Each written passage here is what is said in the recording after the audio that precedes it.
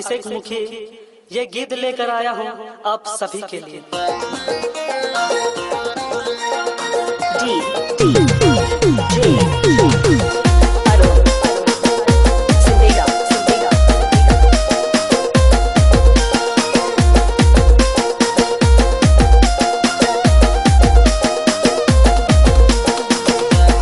गाना सुनी लाई ही डीजे दीपक धराम से गार्ड स्टेजी पे।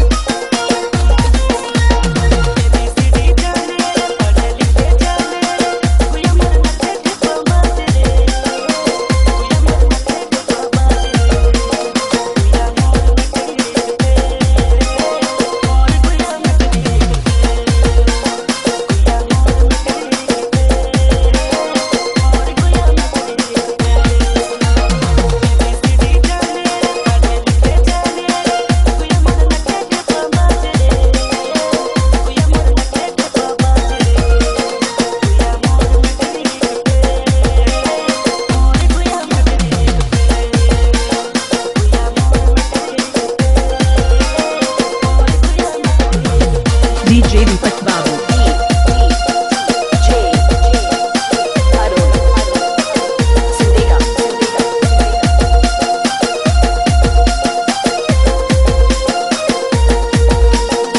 ये गाना है डीजे दीपक का।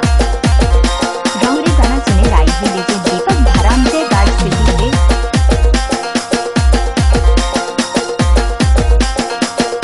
DJ Deepak Babu,